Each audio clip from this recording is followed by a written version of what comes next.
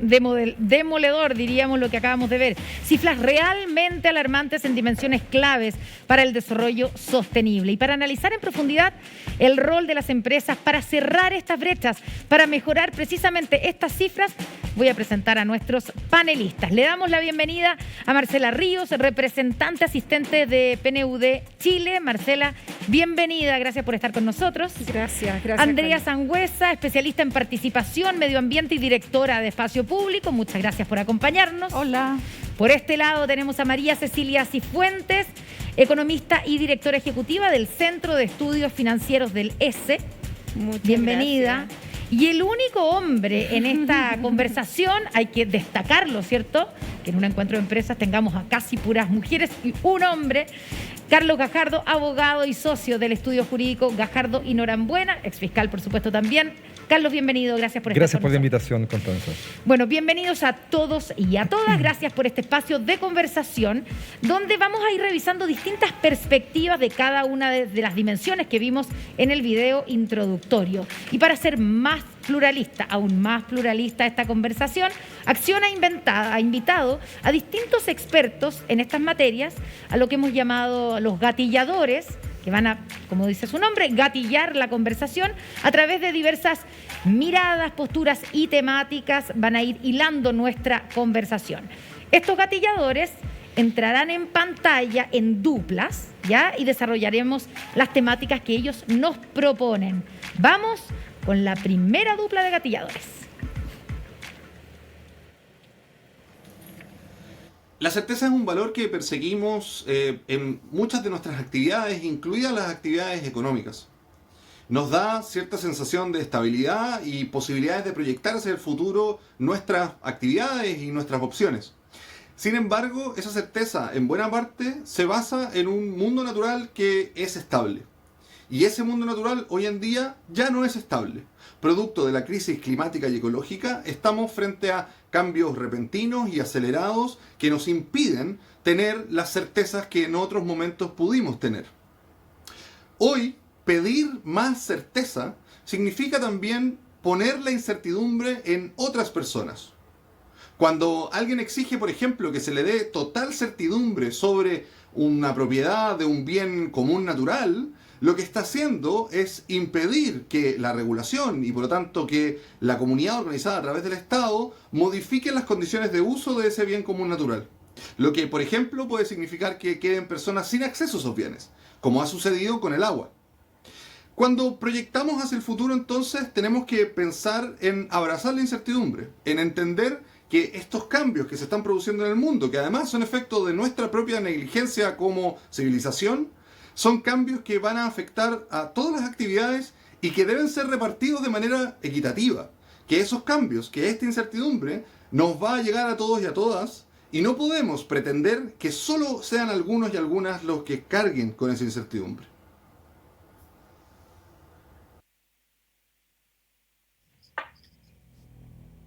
La sostenibilidad no es solo medioambiental, sino que también es social, política, económica, ¿cierto? Y en ese contexto, la empresa puede aportar en la transformación de Chile con distintas cosas. Una de ellas tiene que ver con la toma de decisiones más democrática al interior de las empresas. Y que esas tomas de decisiones más democráticas, que los espacios, ¿cierto?, sean también más inclusivos, por ejemplo, en términos de género. Y por último, también sean transparentes, que promuevan una cultura de la confianza. Cosas que en Chile faltan hoy, ¿cierto? Poder tomar las decisiones de manera más democrática, de manera más inclusiva y transparente. Pero también en el ámbito medioambiental la empresa tiene muchas cosas que hacer y que todavía no hacen. Por ejemplo, cuantificar cuál ha sido su huella de carbono o es su huella de carbono en la producción. Por ejemplo, saber cuántos recursos naturales se están usando en esta producción y de qué manera estamos ahorrando en ese sentido, ¿sí? Y finalmente, innovación. Necesitamos más gasto en innovación y desarrollo en nuestro país, que sería bueno que cada empresa en Chile cuantificara también cuánto está invirtiendo en innovación y desarrollo. Eso. Claudia Sangüesa y Ezio Costa, nuestra primera dupla de gatilladores y que nos plantean varias preguntas. Cecilia, partamos por aquí. Ezio lo que plantea es que la certeza es un valor súper presente y relevante en muchas actividades, sobre todo en las económicas, pero que con la crisis climática que enfrenta la humanidad y la vulnerabilidad de nuestro país, esas certezas se empiezan a caer, ¿cierto? Y la pregunta es, ¿cómo deben transformarse los negocios y a qué velocidad para poder adaptarse a esta incertidumbre que parece ser propia de la nueva era? Sí, efectivamente es un periodo incierto, estamos pasando por un periodo más incierto, yo concuerdo con la visión. Ahora creo que eso está vinculado también a la historia de la humanidad. Las certezas no existen, nunca han existido, la verdad. Y lo que sí tenemos ahora es que la velocidad del cambio se aceleró. Y a partir de lo que vivimos con la pandemia, a mí me surgió en ese minuto la reflexión de pensar cuando nos obligaron a encerrarnos a todos, cuando nos obligaron yo que hago clase, ahora usted hace sus clases por Zoom, y reconozco que uno en un minuto dice, no soy capaz. Entonces siento que los seres humanos somos reacios a los cambios, pero una vez que nos enfrentamos al cambio, tenemos una capacidad de adaptación que realmente es asombrosa. O sea, si yo miro hacia atrás y veo lo que ha pasado en el último año y medio en la vida de todos, hemos tenido una capacidad de adaptación asombrosa y tengo una gran confianza que vamos a seguir teniendo esa capacidad de adaptación y nos vamos a poder adaptar a los cambios. Obvio que aquí se necesita que todas las instituciones colaboren en el proceso, las autoridades, las empresas, las personas, las familias, pero creo que nos vamos a adaptar a este proceso de cambio y si miro hacia atrás, la verdad que mi creencia se confirma, porque la forma en como ahora por lo menos a mí me toca hacer clase, me hubieran dicho hace un año y medio atrás cómo iba a ser mi vida y yo habría dicho no, imposible, pero lo hemos podido hacer. A algunos les cuesta más que a otros, algunas instituciones más que a otras. ¿Cómo es tu evaluación de cómo se están adaptando los negocios, las empresas, a este mundo de incertidumbre? Porque los negocios es un mundo donde en general se exige o se pide o se busca certezas. ¿Cómo crees que han reaccionado hasta lo que llevamos, cierto que todavía reciente, los negocios y los nuevos negocios? Yo tengo la percepción que, bueno, aquí hay de todo, obviamente, pero como un conjunto la reacción es súper positiva porque los que se quedan pierden y surgen emprendedores, ya han surgido y comentábamos antes una aplicación que yo no conocía y que genera enormes beneficios para comprar alimentos. Entonces la creatividad es clave y aquellos que son creativos de todas maneras están haciéndolo muy bien y yo creo que este es el tiempo de la creatividad y creo que en ese sentido como conjunto me parece que la reacción es muy positiva desde el mundo de los negocios y aquellos que no se están logrando adaptar obviamente se va a reflejar en que van a tener peores resultados. Antes de ir a la otra pregunta que es para Marcela, pero Andrea está levantando la mano, así que te damos la palabra, Andrea. ¿Estás de acuerdo con No, te veo que no estás tan de acuerdo con el diagnóstico. No, quiero complementar lo que dice Cecilia. Yo creo que la empresa en general, el sector privado en general, ha ido lento. Yo creo que todavía está en el esquema que mostraba Tomás Sánchez de Friedman, que su responsabilidad social es generar utilidades. Por lo tanto, en este concepto de desarrollo sostenible, como lo decía Claudia, lo político, lo económico y lo ambiental, lo que sigue mandando es lo económico.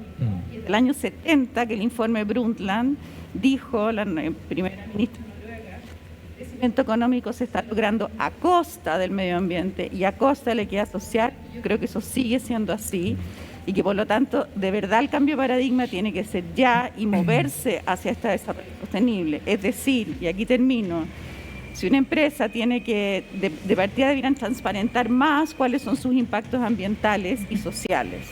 Que todos podamos saber. Dicho eso, si necesito invertir mucho más para contaminar menos y eso significa ganar menos, tengo que hacer eso. Esos son ejemplos, esos son ejemplos concretos de cómo avanzar hacia un desarrollo sostenible y que lo ambiental y lo social sea tan importante como lo es lo económico. Ahora, no es ahí el rol para impulsar que las empresas efectivamente se preocupen por todo eso que tú dices, Andrea, el rol de la institucionalidad y de la regulación. Exactamente. Finalmente las empresas hacen lo que la regulación les permite hacer, ¿no? Sí, pero las empresas también, como cualquier actor de interés que está bien en democracia, hace valer sus intereses y eso influye en la toma de decisiones de cualquier regulación. Si tenemos otros intereses, va a influir de otra forma en esa regulación y la regulación va a ser mejor para avanzar hacia un desarrollo sostenible. No son actores neutros, nadie es un actor neutro. Marcela, Claudia Sangüesa decía, una de nuestras gatilladoras, hace dos distinciones claves sobre la sostenibilidad empresarial. La importancia de la diversidad en la toma de decisiones, de democratizar la toma de decisiones al interior de las empresas y la promoción de una cultura de la confianza, un valor que está súper en jaque hoy día, ¿cierto? A tu juicio, ¿la presencia de mujeres en directorios es un acelerador que impulsa realmente transformaciones importantes en las empresas? ¿Es algo que es relevante? Sí, de todas maneras yo creo que el hecho que las empresas estén conformadas por personas que son poco representativas de la sociedad contribuye a que la toma de decisiones sea también poco ajustada a los desafíos que tienen las comunidades. Cuando tienes mucha concentración del poder en élites que ya sean masculinas, pero también sociales, regionales, como pasa en Chile en una mayoría de las empresas. Nosotros el año pasado lanzamos en marzo el nuevo mapa del poder y género y vemos que muchas veces hay mucha conciencia de la falta de presencia de mujeres en el ámbito político. Sin embargo, en el ámbito político ha sido donde más hemos logrado avanzar con presencia de mujeres y donde seguimos más rezagados como país, muy distante de los países con los que quisiéramos compararnos permanentemente, los países de la OECD, países desarrollados que han implementado políticas activas, proactivas de incorporar a las mujeres en los directorios. Entonces, ese es un tema pendiente. Menos del 5%, el 2% de los directorios de las grandes empresas son conformados, están integrados por mujeres y ahí hay un tema clave. Y en general yo creo, y acá quizás algo que venimos planteando muy fuertemente desde Naciones Unidas, desde el secretario general, producto de la pandemia, que en Chile además ocurre inmediatamente después de una revuelta, un estallido social que tiene procesos gatillantes específicos. Entonces acá en Chile tenemos una pandemia que, a diferencia de otros países, se entrelaza, digamos, con procesos políticos y sociales que venían desde antes. Pero creo que si bien tenemos un enorme desafío como país, los que se han planteado acá en los videos gatilladores respecto de que estamos enfrentando este momento crucial en la humanidad, en particular por los temas ambientales, pero no solo por ello, que también este momento de inflexión puede ser una oportunidad. Claro. Puede ser una oportunidad porque es muy difícil cambiar modelos de desarrollo o dar un giro drástico de timón cuando todo aparentemente está funcionando bien. Y creo que la pandemia, si tiene algo positivo, es que nos ha removido a todos y también a las empresas. Entonces creo que ahí quizás hay una oportunidad, una ventana de oportunidad para generar cambios que sean estructurales, transformadores de los procesos que veníamos viendo desde antes. Sumemos otra dupla de gatilladores a nuestra conversación. Veamos. Emisiones atmosféricas, cambio climático, residuos, condiciones laborales, salarios dignos, diversidad de género. Las empresas son actores claves en la construcción de nuestra sociedad y en la forma como nos relacionamos con los ecosistemas que hemos heredado. En su afán por satisfacer necesidades humanas y generar un beneficio propio, la gran mayoría de ellas sistemáticamente ha pasado por alto aspectos fundamentales de nuestro habitar en el planeta. Así, los increíbles y creativos resultados de empresas que son motivo de orgullo para quienes las han fundado, hoy empiezan a contribuir también en la lista de pasivos globales que debemos abordar y corregir. Ante una humanidad más alerta y con un mayor nivel de conciencia, estos pasivos se vuelven un riesgo relevante para el futuro de esos emprendimientos. Hoy, los flujos financieros empiezan a ser menos indiferentes respecto de cómo las empresas generan valor para su última línea y cómo contribuyen a un planeta más sustentable y más justo. Es tiempo de dejar de justificar que bailamos al ritmo de la regulación y ser intérpretes del concierto que nos enorgullezca. Chile ha avanzado de manera sustantiva en un ecosistema en materia de transparencia e integridad pública, que involucra a instituciones y también nuevas normativas. Sin embargo, sabemos que esto no ha sido suficiente para combatir la crisis de confianza en las instituciones. Hoy en día tenemos una posibilidad única con el proceso constituyente para instalar la integridad pública, la probidad, la transparencia como principios fundamentales de nuestra democracia. En ese cuadro, y entendiendo que las empresas son también parte de esa crisis de confianza, quisiera saber qué están dispuestos a hacer y cuál es su compromiso. Juan Carlos Muñoz y Gloria de la Fuente, nuestra segunda dupla de gatilladores. Andrea, Juan Carlos plantea que ante una sociedad más consciente de la crisis climática, los mapas de riesgos empresariales se han modificado.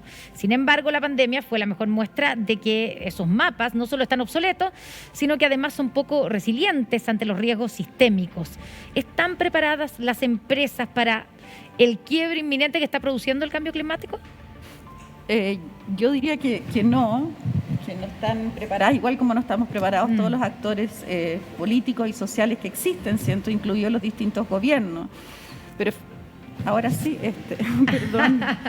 Sumemos el micrófono Ahora para que sí, se escuche mejor lo que tiene que decir Andrea. Bueno, estaba diciendo que yo creo que no están preparados, pero al igual que todos los otros actores también no estamos preparados, pero lo que claramente hay que hacer es activarse, ser proactivo y pensar en este bien común, en este planeta que compartimos, que puede sonar, no sé, medio hippie, pero la verdad es que es así. Estamos llenos de pasivos ambientales y de problemas que tenemos que, entre todos los actores, aportar. Y ahí la empresa sin duda en cómo hace su... No entiendo. Sí, Andrea. ¿Estoy bien? Que apaguemos el micrófono, que lo prendas. Pensé que lo había... Ya. ¿Ahora sí? Ahora Ahí sí. está. Ya no voy a repetir igual, pero bueno, sí quiero decir que la empresa, por ejemplo, hay dos grandes tareas que podría hacer desde ya, si tuviera, que para que avance en este compromiso, sí. Y es una invitación a que lo haga. Uno, que es también que comparta toda la información que genera. Las empresas generan información ambiental, muchas veces tienen más información que el propio Estado. Entonces es muy importante que esa información sea transparente, se entregue y se comparta a la sociedad para la toma de decisiones. Existen iniciativas globales que empujan y que las empresas firman voluntariamente para avanzar, como el Pacto Global o la transparencia en la industria extractiva, pero son iniciativas aisladas, no son suficientes. Eso hay que como que ponerle el acelerador en forma importante. Y la otra forma de aportar es también, como dice acá la invitación, es sumar a otro actor al tablero. Las decisiones que toman, que todas las decisiones que toman tienen impactos ambientales y sociales, todas, que también esas dimensiones estén presentes, como lo dije anteriormente, a través de incorporar a otros actores en esas decisiones. Y en ese sentido es muy importante que Chile luego adhiera a este convenio sobre información, participación y justicia en asuntos ambientales, que todos conocemos como convenio de Escazú, que esperamos que el próximo presidente o presidenta lo suscriba, lo adhiera a la brevedad. Trae nuevas reglas en ese sentido. Y para terminar, decir que muchas veces las empresas ven como una amenaza el que exista más participación y que las personas que van a estar afectadas por sus decisiones sean parte de la decisión.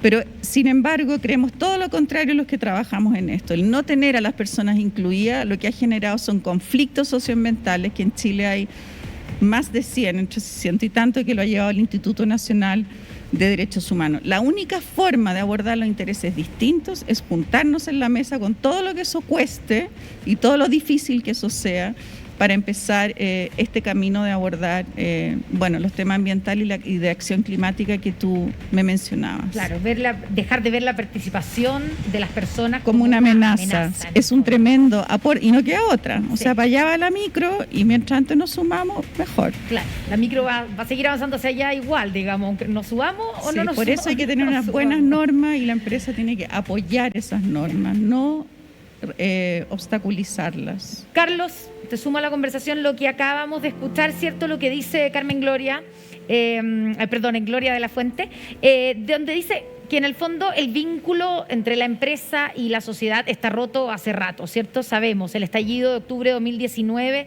visibilizó la nula legitimidad del quehacer empresarial público y privado, y estamos ante una sociedad que demanda y exige cada vez más transparencia, probidad y un actuar ético en la toma de decisiones, ¿cierto?, de todas las instituciones, incluyendo a las empresas. ¿Dónde está entrampado, podrías decir tú, Carlos, Chile, nuestro país, en materia ética? Bueno, yo creo que acá estamos en un tema efectivamente clave, ¿no? La ética empresarial es fundamental para poder tener sistemas que recuperen la confianza de la ciudadanía. Desgraciadamente, diría yo, nuestro sistema ha tenido la capacidad de poder develar muchos asuntos irregulares en distintos ámbitos. Uno puede pensar, por ejemplo, en temas de colusión, en temas derechamente de cohecho, de soborno, lo que fueron las investigaciones políticas. En el caso de colusión, lo que han sido las investigaciones que adecuadamente ha llevado la Fiscalía Nacional Económica, que han mostrado mucha más concentración en los mercados y ponerse de acuerdo derechamente para repartirse o para subir precios, etcétera. Pero esa capacidad de descubrir cosas no ha ido aparejada de la capacidad de sancionarlas de una manera adecuada. Las sanciones en general han sido insuficientes. Como gran ejemplo de eso se mencionan las clases de ética, ¿no es cierto? O multas que no llegan a cubrir el monto de las ganancias que han tenido las empresas por estos hechos. Entonces, evidentemente estamos en un problema relevante porque en esta grave crisis institucional, que por distintos motivos ha ido afectando diversas instituciones, claro, las empresas también están afectadas por ello. Veíamos en las imágenes, ¿no es cierto?, cuando se señalaba que un 70% de las personas pensaban que había importantes niveles de corrupción. Bueno, eso exige el concurso del privado, ¿no? La corrupción básicamente exige un funcionario público corrupto, que es donde a veces nos detenemos más, pero también exige una empresa que esté dispuesta, sus ejecutivos, a hacer este tipo de actividades, y en eso tenemos mucho que avanzar. Nuestro país implementó el año 2009, hace ya casi 2010, hace casi 11, 12 años, la ley de responsabilidad penal de las personas jurídicas, pero ahí tenemos mucho espacio para avanzar, con tener mejores sistemas que intenten al interior de las empresas prevenir la comisión de delitos de este tipo, pero también de muchos otros que no están considerados en la ley, ¿no? También de colusión, medioambientales, laborales, etcétera. Hay un espacio importante para avanzar ahí. Evidentemente, Carlos, tenemos un problema entre, ¿cierto?, las investigaciones que se están haciendo, cada vez se han hecho más investigaciones y que incluyen, ¿cierto?, casos a las empresas, digamos, en casos como los que tú nombrabas, colusión, cohecho, soborno, etcétera. Pero el problema que tenemos es que las sanciones son muy bajas, ¿cierto? Claro. Entonces, ahí han habido y hay proyectos de ley, ¿cierto? Y han habido algunos proyectos que han pasado, que han aumentado las sanciones.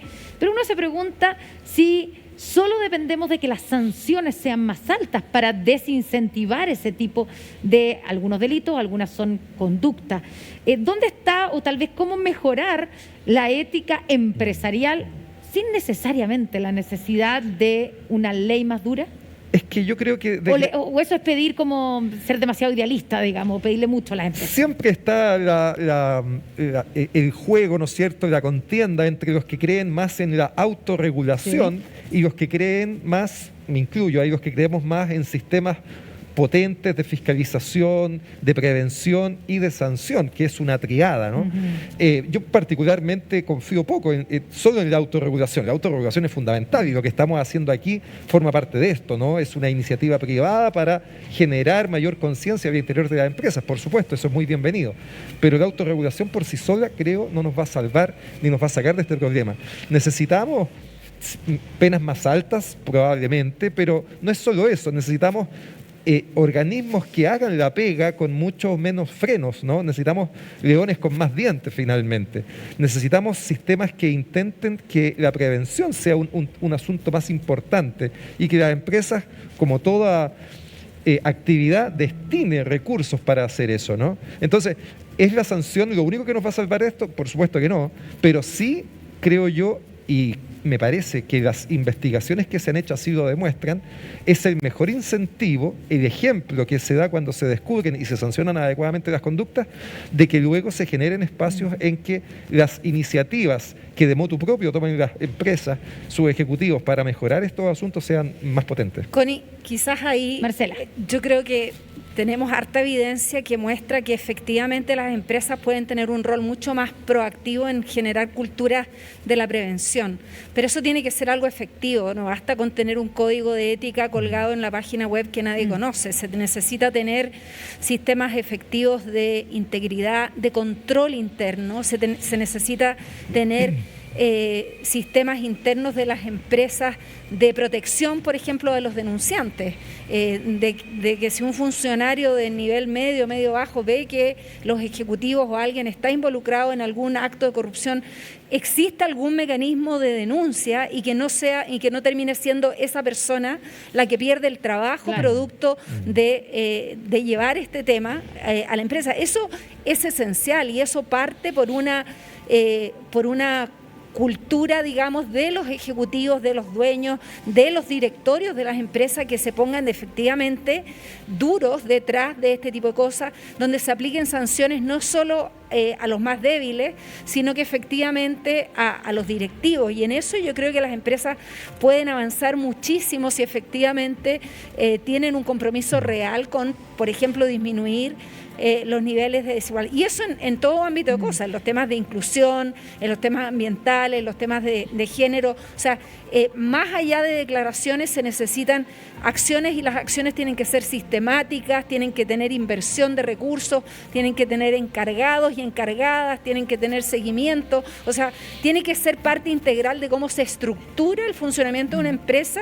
Estos como temas nuevos o emergentes no como por cumplir, tener un saludo a la bandera. Una división de relaciones comunitarias, una encargada de género, un encargado de probidad que en realidad no tiene equipo, no tiene recursos, no tiene poder, nada de eso funciona. Lo que funciona es cuando efectivamente las cosas tienen que doler en algún sentido para que tengan un efecto. Cecilia, ¿están las empresas, el mundo de las empresas al debe en este sentido?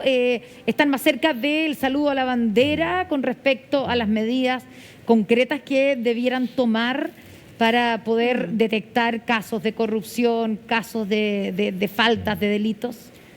Mira, seguramente hay de todo en esto, pero yo tengo la percepción que muchas veces las empresas, este tema que al final es responsabilidad social empresarial, en vez de que sea algo integral dentro de toda la empresa, es algo que está vinculado como al marketing. Y creo que ahí hay que hacer un cambio en esa mirada. Está mal pensado. Claro, esto no es un tema de que yo tengo que hacer esto porque se ve bien, sino que esto es parte de la esencia. Y ahí hay un punto que no se ha tocado, pero que a mí me toca muy de cerca, que es la formación de los ejecutivos. Sí. Bueno, yo pertenezco a una institución en que la formación ética está en el centro y ha estado en el centro desde el inicio del S Business School, el tema ético, y no el tema ético como tengo el ramo de ética, sino que el tema ético como parte de finanzas, el tema ético como parte de gobiernos corporativos, y creo que ahí también hay una deuda, y no solo a nivel de formación de ejecutivos, sino que también en formación universitaria. Yo creo que las universidades tienen una deuda en tomarse el tema ético más en serio. En carreras como economía, ingeniería comercial, los ingenieros. General, pero y alguna vez conversé esto con un decano y él me decía, tengo muy poco tiempo para traspasar conocimientos a los alumnos. Eso es un tema que está radicado en la familia, pero vemos que la familia no está pudiendo cumplir ese rol y creo que es clave el rol que puedan cumplir los centros de formación técnica, las universidades en el tema ético en general. Carlos. Un solo complemento a esto para poner ejemplos, ¿no? Respecto sobre todo lo que decía Marcela. Si uno veía en su momento las declaraciones sobre ética que hacía la empresa Odebrecht, uno lloraba de emoción, digamos, ¿no? Era un catálogo de compromiso con la probidad, con las buenas prácticas, que era realmente enternecedor. Eso estaba en su página web, cuando en la práctica lo que hacía era que existía un departamento para pagar coimas en toda América Latina, ¿no? Entonces, esto de lo que se declara y lo que se hace es fundamental. Y el segundo concepto es que importante es que estos principios estén en la cabeza de la institución. Y de nuevo, en los ejemplos chilenos, en cada una de las investigaciones por financiamiento político no veíamos al junior, ni al ejecutivo medio, ni siquiera al gerente no principal.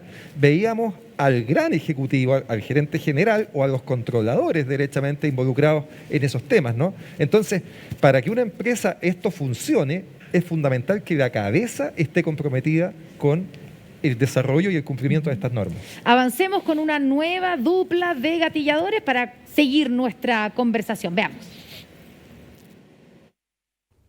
La población en campamentos hoy día en Chile es más de 3 veces la población en campamentos que teníamos en el año 2011. Más de 81.000 familias viven en situación de asentamientos informales en nuestro país. Sabemos que eso es solo la punta del iceberg, puesto que son parte de las más de 600.000 familias que no acceden a una vivienda digna y que están viviendo en condiciones de allegamiento, hacinamiento o arriendo informal. Es lo que se le llama el déficit habitacional en Chile. Esas 600.000 familias, más del 10% de nuestros hogares en el país, sabemos que no es solo un problema de esas familias que no acceden a un techo, sino que finalmente es un problema de desarrollo sostenible, porque la vivienda tiene un impacto directo en la educación, en la salud, en la economía, en el trabajo, en un país.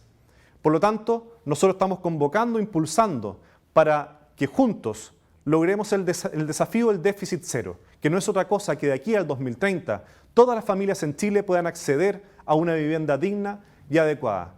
Sabemos finalmente que el déficit cero no es solamente un desafío puramente habitacional, no es solo que las familias tengan un techo, sino que es asegurar en Chile, en nuestra sociedad, un piso mínimo y un piso común para crecer y que nunca más nuestros niños y niñas nazcan y crezcan en un hábitat que no es en dignidad. El IPCC hace unas semanas lanzó su informe en la cual plantea que el cambio climático es a causa de las acciones humanas. A su vez, hace un llamado en que hay que tomar medidas drásticas y urgentes para poder limitar la temperatura en 1,5 grados. También indica que el cambio climático es irreversible. Esta mega crisis en la cual ya estamos percibiendo se le suma a la crisis ecológica en la cual estamos perdiendo ecosistemas de forma acelerada. 1 millón de especies podría llegar a extinguirse. Por lo tanto, las medidas que tenemos que tomar como sociedad deben ser urgentes y acordes a lo que está planteando la ciencia. Es ahí donde la sociedad va a tener que perder privilegios. En el caso de Chile somos un país tremendamente vulnerable, cumplimos 7 de las 9 vulnerabilidades de la Convención de Cambio Climático, tenemos sequía, desierto, alta montaña, largas costas, etc. Por lo tanto, estamos sometidos a una vulnerabilidad de la cual vamos a tener que hacernos cargo. Eso implica que hay que proteger la naturaleza y los ecosistemas.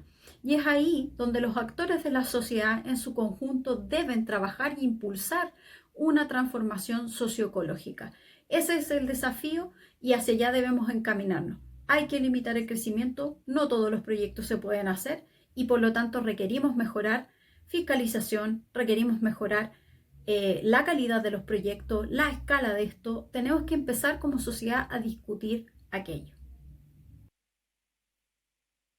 De escuchar, ¿cierto?, de Pamela Poe, encargada de Política y Regulación, Chile Sustentable. Andrea, el lapidario informe del IPCC de Naciones Unidas asegura que el cambio climático es irreversible, que la acelerada pérdida de especies nos pone en una crisis ecológica inminente y considerando, como decía Pamela, que Chile tiene 7 de los 9 factores de vulnerabilidad frente al cambio climático, el cambio de paradigma extractivo a uno regenerativo resultaría lógico. Chile debe crecer menos para proteger los pocos límites naturales que le quedan, como propone Pamela, considerando además que la industria que impulsa el crecimiento o la principal industria que impulsa el crecimiento en nuestro país es la minería. Tú algo dijiste al comienzo de la conversación, pero quiero que ahondemos en eso.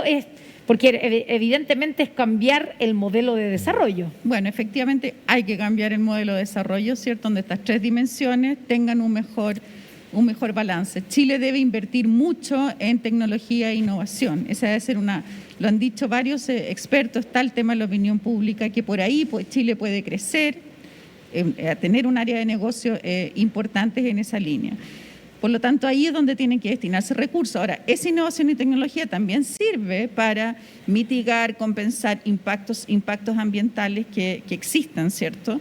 Entonces, sin duda, también quiero agregar a esto que, como se lo dice, el convenio de Escazú está basado en un principio de la primera cumbre de la Tierra del 92, que todavía sigue completamente vigente, que dice que la mejor forma de enfrentar y tomar decisiones sobre las cuestiones ambientales es con la participación de las personas.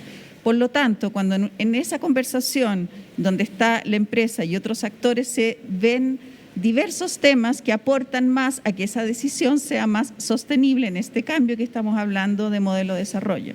En ese sentido es la verdad, tremendamente frustrante que se haya aprobado este proyecto Dominga, que todos sabemos y que está también en la opinión pública, porque eso atenta directamente a lo que estamos hablando del tipo de crecimiento económico que no podemos tener, porque eso va en contra, en este caso, de la población que está ahí, de la biodiversidad, etcétera. Ya, pero ahí la pregunta que salta es, ¿se puede desarrollar proyectos como Dominga, por ejemplo, pero tal vez con cambios, pero al mismo tiempo proteger, respetar el medio ambiente? Porque también ahí en esa comunidad hay gente que está en contra precisamente por los efectos que puede tener o que tendría este proyecto en términos medioambientales en el lugar que se encuentra, pero también hay gente que dice, yo quiero tener trabajo y aquí me están prometiendo que voy a tener trabajo. ¿Se pueden compatibilizar las dos cosas? Sí, sí se puede. Hay, de nuevo, en este nuevo paradigma, con esta voluntad de hacerlo en esa línea. Hay proyectos que definitivamente no se pueden hacer. Dominga, ¿tú crees que un proyecto que no se debiera hacer o no se debiera modificar? No se debiera hacer. Y creo que hay muchos otros proyectos, que no lo digo yo, lo dice también la gente involucrada en estos proyectos, que sí se pueden hacer. Por ejemplo, había una empresa, bueno, hay muchos ejemplos, pero había una empresa que era de ¿cómo se dice? Agroindustria, ¿cierto? Que estaba en una comuna hacia el sur de Chile. Todo el mundo quería la empresa porque era la fuente principal de empleo de esa comuna. Sin embargo, la empresa empezó a crecer y empezó a generar malos olores y empezó a tener una tensión con la gente de la comuna. Bueno, finalmente lo que se acordó es una mesa donde se pusieron de acuerdo de cómo mejorar eso, qué podían hacer los trabajadores, etcétera, pero ahí lo que hizo fue modificarse una estrategia que tenía la empresa, aumentar sus costos para poder hacerse cargo, en este caso, de los malos olores. Esto que puede sonar como una anécdota y una cosa chica que da lo mismo, es la forma de hacer las cosas en todos los proyectos que tengan impacto ambiental. Y efectivamente algunos no se pueden llevar adelante y otros se pueden modificar, porque obviamente tiene que haber crecimiento económico, empleo, pero de nuevo con esta dimensión social y ambiental. También tengo que pagar mejor a las personas, tengo que tener menos utilidad, pagar mejor, hacerme cargo del medio ambiente, y ahí estoy en un ambiente de desarrollo sostenible. Ya, pero quizá voy a agregar una cosa solamente, que estoy pensando en el tema de que el principal crecimiento económico en nuestro país lo impulsa, ¿cierto?, la minería. Y ahí, por ejemplo, está el choque entre proyectos mineros y el proyecto de ley de glaciares, de la protección de los glaciares, que está todavía en el Congreso, pero que hay quienes sostienen que si se aprueba, hay una cantidad de proyectos mineros que no se van a poder hacer.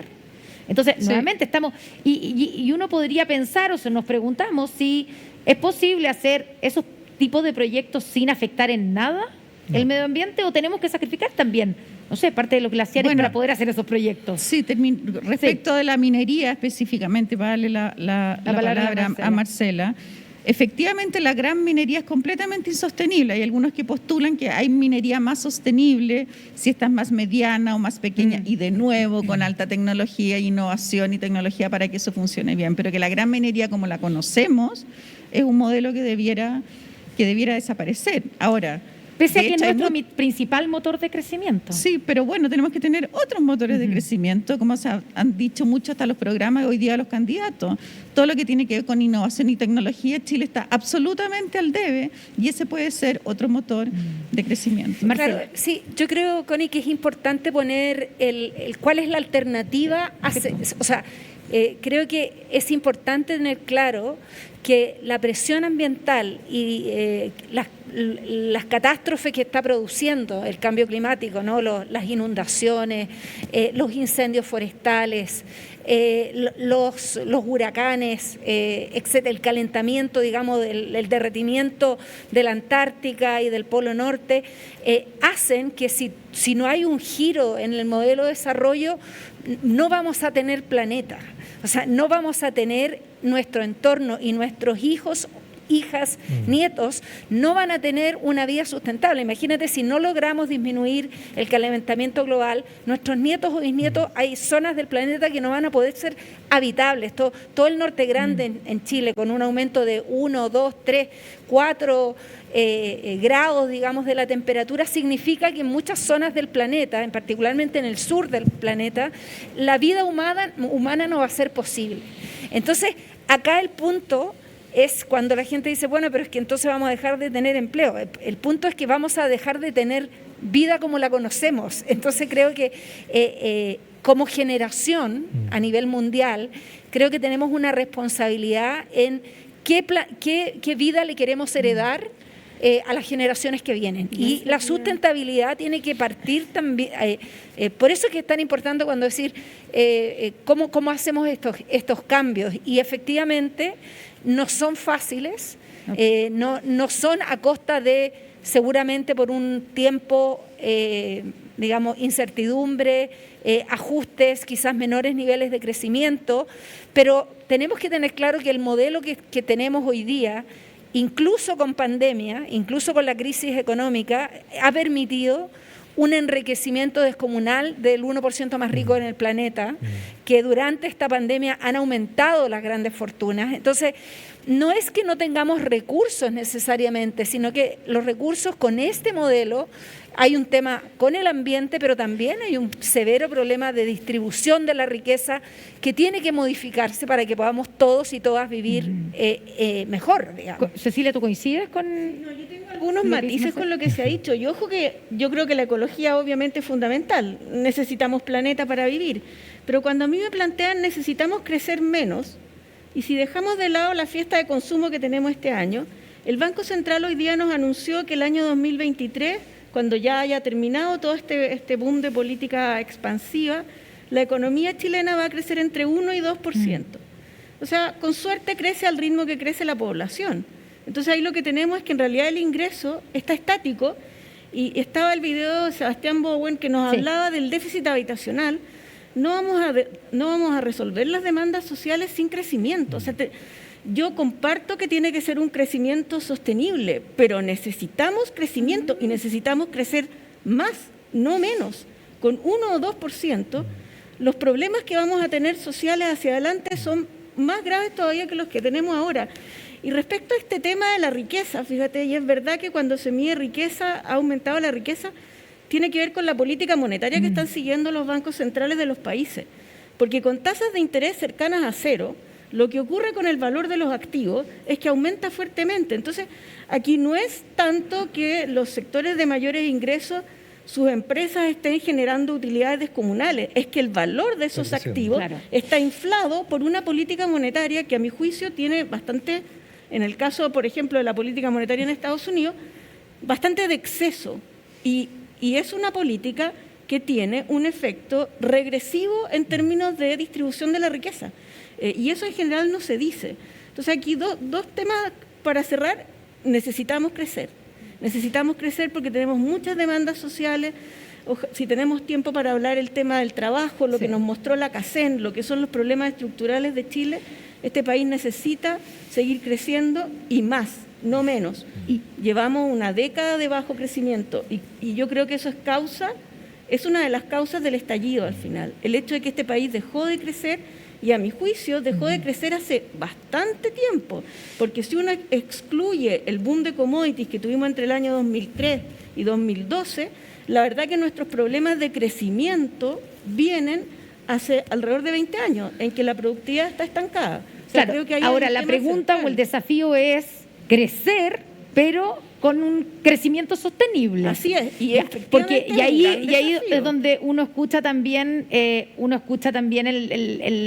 digamos, la comparación casi injusta que se hace con los países europeos, donde pudieron crecer en su momento y se hicieron, digamos, destruyeron lo que destruyeron, porque no existía esta idea de que el desarrollo debía ser sostenible, y ahora entonces, países como el nuestro, tenemos que crecer, pero haciéndonos cargo de todo lo que significa el desarrollo sostenible, que es como un crecimiento más caro finalmente. Es un crecimiento más caro, efectivamente, eso es así. Sí, pero además de lo que tú dices, Connie, también estos países a los cuales miramos y gustaríamos... Y que los miramos como ejemplares, a eso voy. Bueno, pero también aparte de lo que tú dices, que ahí hubo un contrato social, un acuerdo social muy distinto al que tenemos hoy día entre los distintos actores políticos y sociales de cómo esta sociedad debe vivir y debe compartir.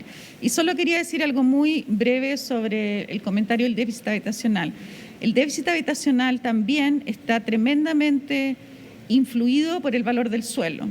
Ese es un tema clave de abordar. ¿Y cómo las empresas pueden aportar ahí también? Estar dispuestos a regular el valor del suelo de otra forma, que no esté todo hoy día como está en el mercado, y aceptar esa regulación y tener precios del suelo para poder efectivamente controlar el alza del valor del Sí, ponerse de acuerdo entre terreno. los distintos actores y regular sobre el precio del suelo, que hoy día es la gran causa de este déficit habitacional, lo que vale el suelo. Marcela, en ese sentido también quería ver si... ¿Qué crees tú en qué pueden colaborar las empresas junto al Estado en diseñar soluciones concretas para abordar ese déficit habitacional que es uno de los grandes problemas que tenemos en Chile? Bueno, concuerdo con Andrea que acá el tema de regulación de los precios del suelo es un tema clave. Creo que en distintos ámbitos, y yo cuando plantea lo del crecimiento, no es que yo esté diciendo que no tenemos que crecer, es que hay que crecer de una manera distinta. Y no se puede seguir creciendo exportando cobre y uva, digamos. O sea, claramente, y por eso... ¿Por qué no? Porque no son sostenibles con el ambiente, pero también porque esos modos de crecimiento, lo que han demostrado, y es uno de los grandes fracasos, digamos, del modelo de desarrollo en América Latina, basado en fuentes, digamos, en materias primas, es que no han contribuido a disminuir los niveles de desigualdad social. Nosotros tenemos bajos niveles de salario, alta concentración pero somos de la un riqueza. País rico en materias primas. Exacto, También, y en recursos naturales. Entonces parece también de todo Pero entonces se necesita claramente un nuevo PAC, contrato social, que permita abordar nuevamente los temas de manera integral, los temas sociales, económicos, ambientales. Para eso yo creo volver al punto que decía en el sentido de la ventana de oportunidad. La pandemia abre una ventana de oportunidad, y creo que en Chile además somos particularmente, beneficiados por tener en esta coyuntura un proceso constituyente. Porque yo creo que finalmente nunca hay un buen momento para cambiar las reglas, ¿no? Nunca hay un buen momento. Siempre durante las últimas décadas, cada vez que se trataba de plantear el tema de la discusión constitucional, nunca era el momento, porque ¿para qué cambiar la Constitución si no tenemos crisis? Y después quizás no es bueno cambiar la Constitución cuando tienes una crisis, ¿no?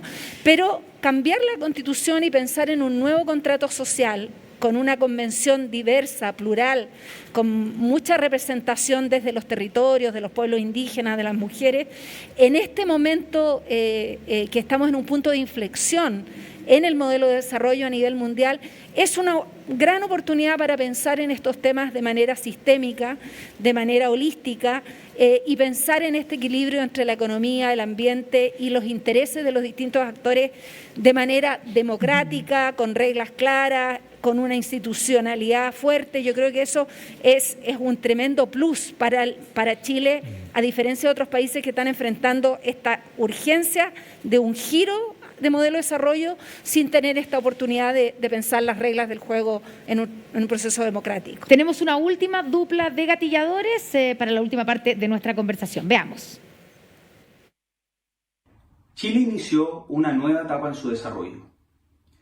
Una etapa en la cual el país toma conciencia de la necesidad de un nuevo modelo de crecimiento resiliente, sustentable y colaborativo.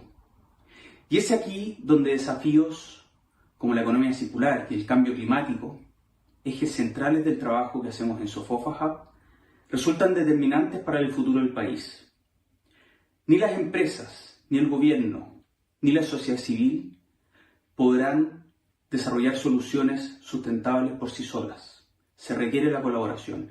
Y es por eso que desde Sofofa Hub promovemos una cultura empresarial colectiva, donde desde la colaboración, desde el trabajo en torno a propósitos comunes, con la incorporación de distintas miradas, distintos actores, distintas capacidades, desde el mundo tecnológico, desde el mundo del emprendimiento, desde los territorios, podamos juntos desarrollar soluciones que generen un impacto real, no solo para la industria, sino que para todo nuestro país. Muchas gracias por la invitación hoy. Se habla de la dimensión ética de las empresas en Chile cada vez que hay un furor respecto de la sentencia de la Corte que condena a los ejecutivos por colusión a clases de ética. Se entiende que esto es una burla. Y sin embargo, las faltas de ética de las empresas no tienen que ver solo con Chile, existen en todo el mundo y van mucho más allá de la libre competencia. A veces se confunde lo legal con lo ético. Lo ético no necesariamente es legal y al revés funciona de la misma forma. Una empresa puede actuar legalmente pero siendo antiética. Mi propuesta es no focalizarnos en el conflicto, sino siguiendo a Barton en la contratación de personas de diversidad, con eso al centro. Carlos Gajardo. Tú conoces a María Elena, ¿cierto? María Elena Cruz, abogada, directora de Deloitte. Ella habla del furor social cuando la Corte condena clases de ética a ejecutivos acusados de colusión, ¿cierto? Lo que pasó con el caso Penta. Y de que lo legal no es necesariamente ético. Lo legal no debiera ser, o sea, lo legal es el mínimo que uno puede esperar, digamos. O sea, no vamos a felicitar a las empresas porque cumplen con la ley. Uno se imagina eso. No debiera ser lo ético un estándar y debiéramos exigirle a las empresas y a los empresarios que cumplan con lo ético más que no solamente por lo legal. O sea, sin duda, la ley es el piso, es lo que están obligados a respetar no solo las empresas, sino que todos los ciudadanos, ¿no es cierto? Y uno esperaría que existiera un estándar mucho más elevado, ético, distinto al legal, que por supuesto ya deja de ser obligatorio, ya no podemos obligar a las empresas a hacerlo. Pero eso sería lo deseable. Efectivamente, yo diría que eso no ocurre en buena parte de los casos, porque incluso ni siquiera se cumplen los estándares éticos, ¿no? O sea, ni siquiera se cumplen los estándares legales. Cuando vemos temas que tienen que ver con financiamiento ilegal de la política, o cuando vemos temas que tienen que ver con ponerse de acuerdo en la fijación de precios, etcétera, ahí no estamos hablando de temas éticos, estamos hablando de incumplimientos legales, normativos, que son mucho más graves y que no han tenido sanciones adecuadas, y esto provoca este furor social, como lo denominaba María Elena, que desgraciadamente nos estamos acostumbrando a que es medio permanente, ¿no? Porque a estas alturas ya casi tenemos el escándalo de la semana permanentemente. En este último mes hemos tenido sucesivamente escándalos en la PDI, antes en el Ejército, esta semana en una municipalidad, la de Vitacura, bueno, etcétera. Y también en el sector político, En ¿cierto? Las firmas falsificadas de un aspirante a candidato presidencial. Y si uno extrapola, además ni siquiera hay sanciones o decisiones de la clase política de que estas cosas no se repitan, ¿no? Vemos como un candidato condenado por fraude al fisco está siendo patrocinado para ir de nuevo como candidato a senador, Pedro Velázquez, exactamente. Entonces, ni siquiera mínimos estándares que uno dijera, oye, pero aquí hay ciertos compromisos que debiéramos tener, bueno, no se están cumpliendo. Yo coincido en la conversación anterior, ¿no es cierto?, de que necesitábamos tener crecimiento. ¿Quién podría estar en contra de eso? Lo necesitamos fuertemente. Es lo que al país le ha permitido en estos 30 años tener una cara y también un mayor bienestar para el conjunto de sus ciudadanos.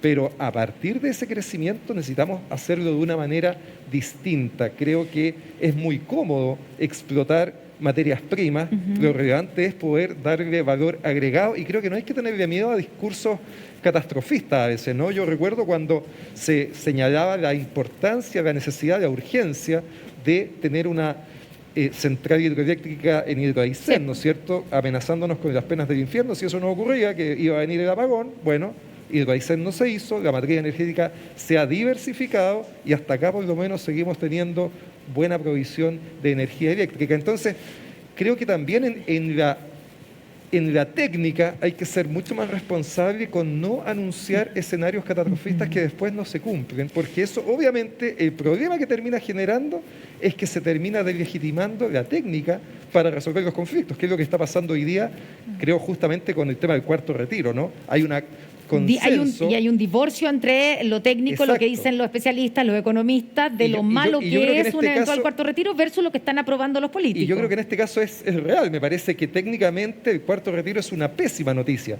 pero como la técnica, los economistas han quedado tan desprestigiados por los excesos que tuvieron previamente al anunciar permanentes catástrofes que no se produjeron, bueno, y la consecuencia de eso, igual que en el cuento de Pedrito y el Lobo, fue que se dejó de creer, ¿no? Y eso, por eso digo que es muy relevante que desde la técnica, desde la academia, los análisis que se hagan sean efectivamente efectuados de buena fe y que cuando sucedan las catástrofes sean reales. Cecilia, tú querías hacer el punto. No, efectivamente, claro, los efectos de los retiros, yo creo que los retiros de los fondos de pensiones deben ser por lejos la peor política pública que se ha hecho en Chile desde la Unidad Popular. O sea, no me imagino nada más dañino para el país.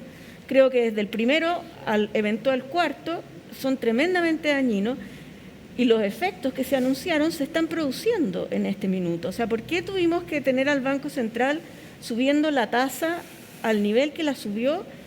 Es la consecuencia de las malas políticas públicas. Entonces, yo creo que los efectos se están produciendo. Y quisiera tocar un punto respecto a este tema del crecimiento basado en materias primas, los problemas que eso genera.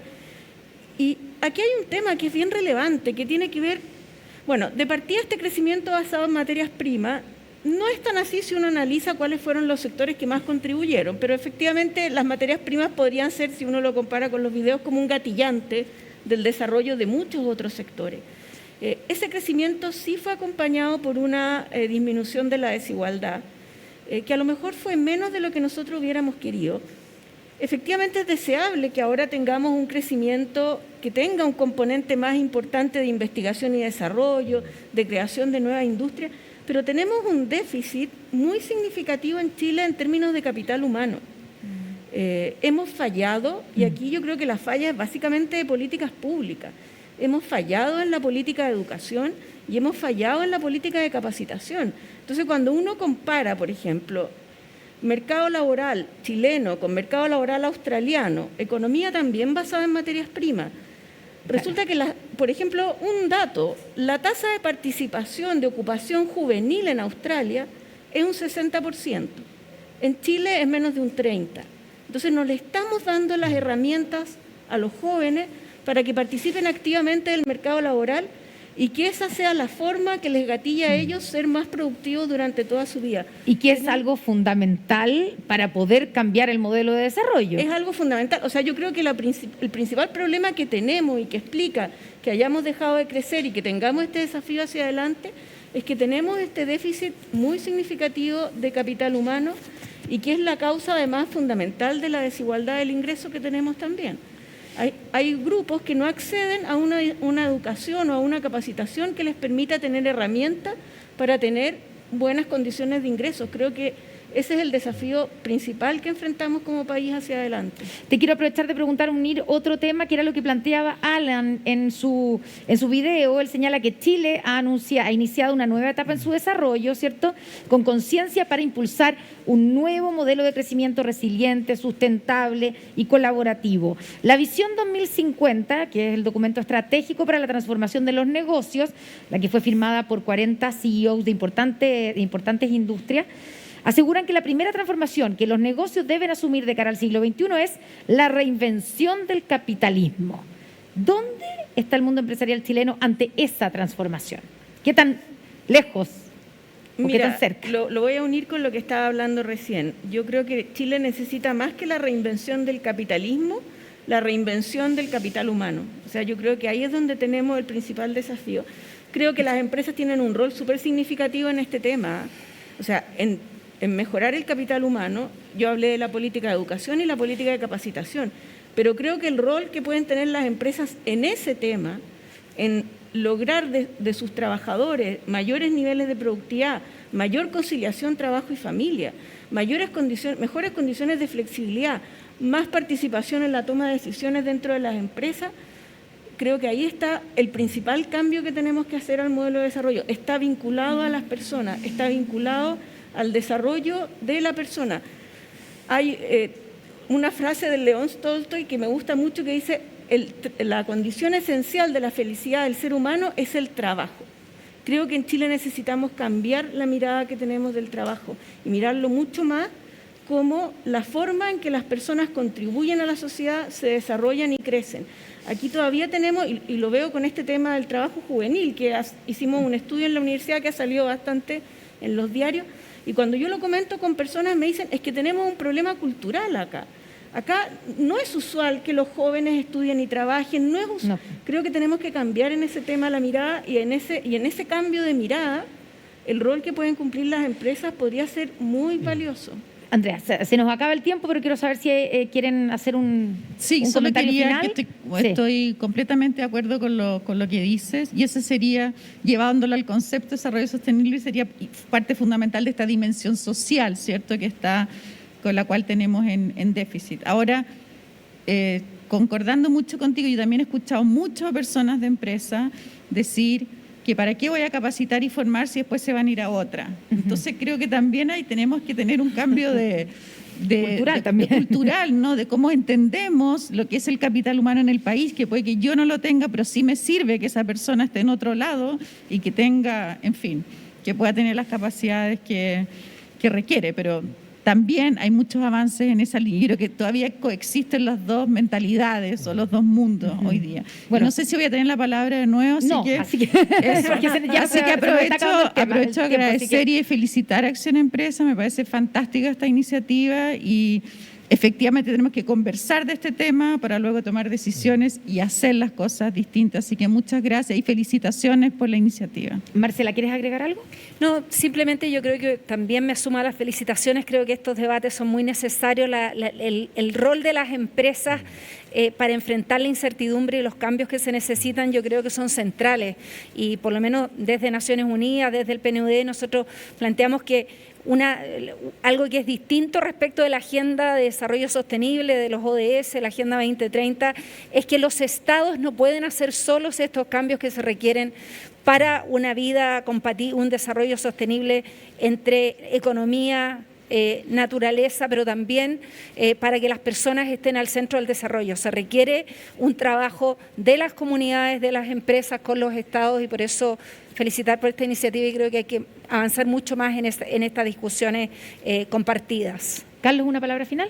Mira, yo creo que a mí me hace mucho sentido esa frase que dice que cuando te opones tanto a los pequeños cambios, lo que termina sucediendo es que alientan las grandes revoluciones, ¿no? Y eso también es aplicable a las empresas, porque tienen un rol muy relevante en el debate público que se canaliza a través de sus gremios.